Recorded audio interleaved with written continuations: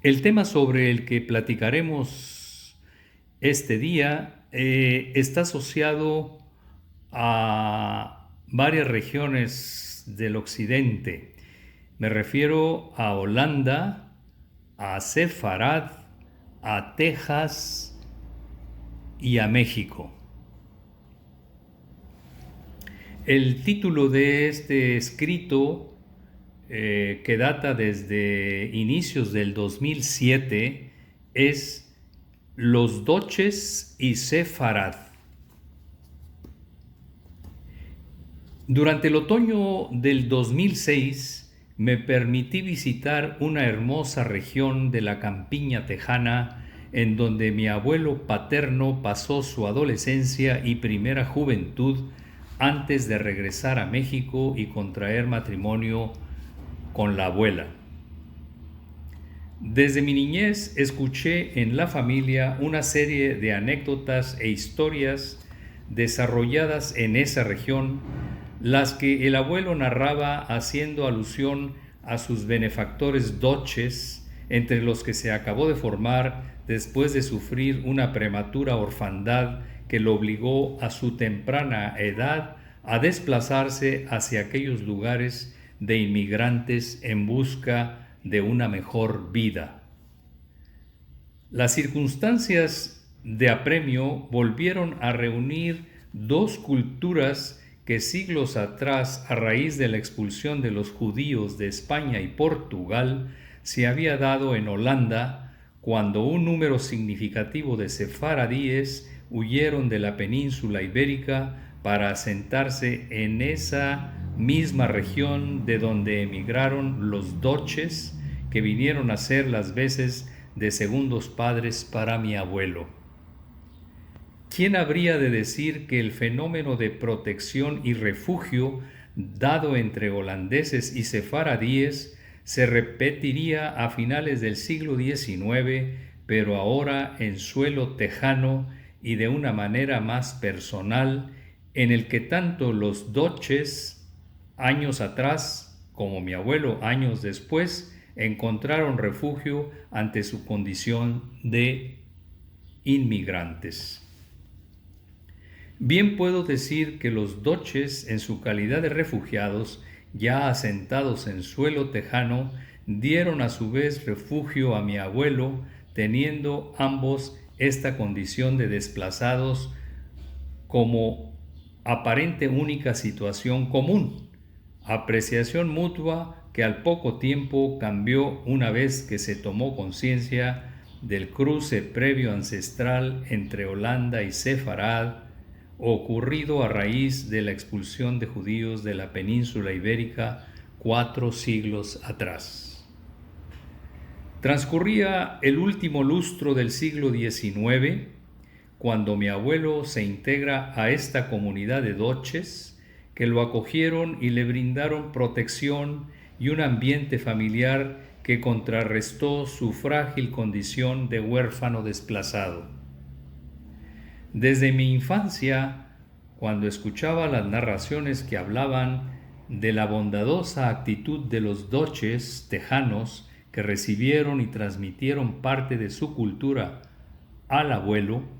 y posteriormente ya de adulto al viajar a la ciudad de Nueva York, en donde tuve oportunidad de recorrer lugares en los que fue la Nueva Ámsterdam con los primeros colonos holandeses y su huella indeleble en lo que después sería Nueva York, más finalmente la historia sefaradí que me transmitieron en el hogar sobre su expulsión de Iberia y su parcial desplazamiento hacia Holanda, he aprendido a respetar y reconocer a este pueblo de libertades que a veces llega a asustar a grupos conservadores por su respeto irrestricto hacia el individuo y sus decisiones personales. Principio que para otras culturas suena escandaloso. Sin embargo, mucho hay de bueno y positivo en todo eso, pues la sociedad holandesa ha dado muestras repetidas de actos humanitarios que han evidenciado su alto grado de conocimiento de los conceptos de libertad personal y condición humana. Al recorrer la campiña central del estado de Texas y visitar los diferentes pueblos en los que habitaron los inmigrantes dutches que colonizaron el lugar conjuntamente con familias del norte alemán, fui reuniendo información sobre la historia social y económica de estos pobladores que desde mediados del siglo XIX fueron desarrollándose en el medio rural y para finales del siglo, época en la que mi abuelo fue recibido por ellos, ya contaban con prósperas labores, como solían llamar a las parcelas de cultivo agrícola y explotación ganadera, que producían gran parte de los alimentos y algodón generados en suelo tejano. La afinidad cultural histórica entre mi abuelo y los inmigrantes holandeses se dio y el episodio de la expulsión de los judíos de España y Portugal entre 1492 y los años posteriores fue uno de los elementos que siempre he creído resurgió e hizo consolidar este encuentro afortunado que rindió buenos frutos, toda vez que los sinsabores de esta nueva diáspora se atenuaban con la fuerza del humanitarismo que ambos desplazados se patentizaron. Aquí cabe muy bien la expresión de qué chiquito es el mundo, pues aunque los ancestros sefaradíes del abuelo decidieron no desplazarse a Holanda y en cambio cruzaron el Atlántico, siglos después estos lazos por los que no se optó fueron finalmente consumados en suelo americano. Tal pareciera que la providencia se empeñó en hacer coincidir una vez más a estos dos grupos humanos que habían quedado todavía sin la conexión ancestral exitosa de Sefarad y Holanda. Ni qué decir que la vida de mi abuelo quedó intensamente influenciada por sus mentores dutches, además de tomar plena conciencia de la otra diáspora sefaradí que no cruzó el océano a raíz de la expulsión de los judíos de España. Asimismo, quienes descendemos del abuelo alcanzamos a recibir indirectamente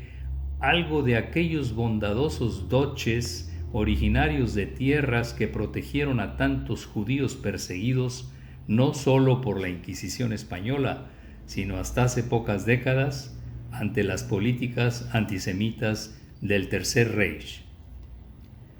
Vaya mi humilde admiración y respeto de un mexicano común y corriente hacia todas aquellas sociedades que acogen a los desplazados, les dan refugio y les brindan oportunidades para rehacer sus vidas. Y vaya también mi incomprensión a todas aquellas sociedades que provocan la marginación, la expulsión y el desplazamiento de sus grupos humanos más desprotegidos, a pesar de tener profundas raíces en sus tierras ancestrales, y que ante dramáticas políticas económicas y sociales ajenas al más elemental sentido humanitario, se ven obligados a emigrar hacia tierras desconocidas. Me pregunto, actualmente en México, ¿a cuál de los dos tipos de sociedad perteneceremos? Gracias, amigos oyentes, y nos oímos en la próxima emisión. Hasta pronto.